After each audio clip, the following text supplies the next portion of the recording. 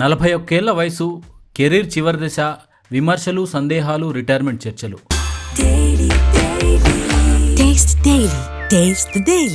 కానీ Cristiano Ronaldo మాత్రం వీటన్నిటికీ సమాధానాన్ని మాటల్లో కాదు, మైదానంలో ఇచ్చాడు. ఫీఫా ప్రపంచ కప్లో ఉజ్బెకిస్తాన్తో జరిగిన కీలక మ్యాచ్లో 2 గోల్స్తో చెలరేగిన రొనాల్డో పోర్చుగీస్కు 5-0తో ఘన విజయాన్ని అందించాడు. కాంగోతో జరిగిన తొలి మ్యాచ్ తర్వాత రొనాల్డో ఫామ్పై తీవ్ర విమర్శలు వచ్చాయి. ఈ వయసులో ప్రపంచ కప్ స్థాయిలో రాణించగలడన్న ప్రశ్నలు వినిపించాయి. అయితే ఉజ్బెకిస్తాన్పై జరిగిన మ్యాచ్లో మాత్రం ఈ విమర్శలన్నిటికీ గట్టి సమాధానం ఇచ్చాడు ఈ పోర్చుగీస్ దిగ్గజం. ఈ మ్యాచ్లో 2 గోల్స్తో రొనాల్డో మరో అరుదైన ప్రపంచ రికార్డును కూడా తన ఖాతాలో వేసుకున్నాడు.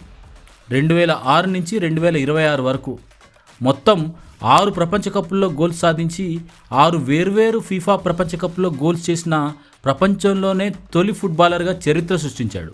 అంతేకాదు ప్రపంచ కప్లలో పోర్చుగల్ తరఫున అత్యధిక గోల్ చేసిన ఆటగాడిగాను కూడా గత రికార్డులన్నింటినీ అధిగమించాడు. మ్యాచ్ ముగిసిన వెంటనే టీవీ కెమెరా వైపు తిరిగి ఎస్ ఐఆమ్ బ్యాక్ అంటూ రొనాల్డో చేసిన సెలబ్రేషన్ ఇప్పుడు సోషల్ మీడియాలో వైరల్గా మారుతుంది. పోర్చుగల్ కోచ్ రాబర్టో మార్టినెజ్ కూడా రొనాల్డోను ప్రశంసించాడు. గోల్స్ మాత్రమే కాదు, జట్టుకు నాయకత్వం వహించడంలో కూడా ఆయన చాలా ప్రభావం చూపిస్తున్నాడు అని కోచ్ అభినందించాడు. ఇప్పుడు పోర్చుగల్ తదుపరి మ్యాచ్లో కొలంబియాను ఎదుర్కొనుంది. రొనాల్డో ఇదో జోరు కొనసాగిస్తే ప్రపంచ కప్లో పోర్చుగల్ టైటిల్ ఫేవరెట్గా మారడం ఖాయమని అభిమానులు అంచనా వేస్తున్నారు.